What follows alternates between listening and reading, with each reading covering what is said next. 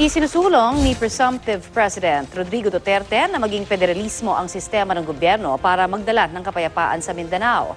Balitang hatid ni Susan Enriquez.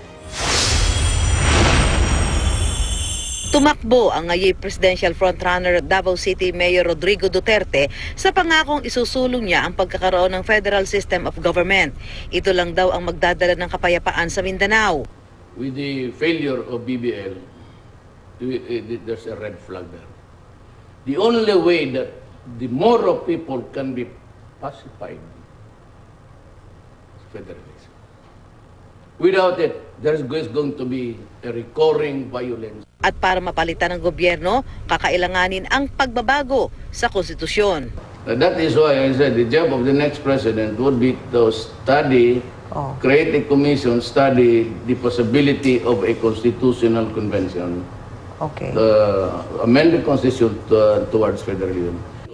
Sa pananaw ni Duterte, ang kahirapan daw sa Mindanao ang pinagmumula ng gulo dahil daw ito sa hindi patas na hatian ng kita ng bansa.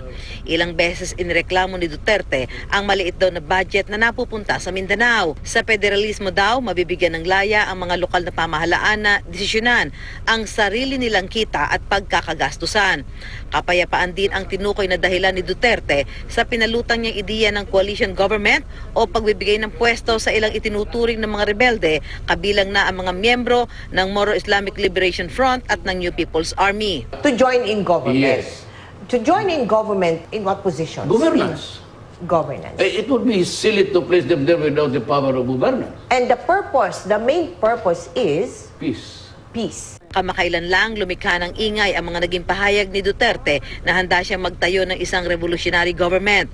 Gagawin daw niya ito pag pinahirapan siya ng Kongreso na ipatupad ang mga gusto niyang reforma. Pag naanak ko, mingon ko nga, I will revolt from the inside. Dili yung revolt ng patay ita.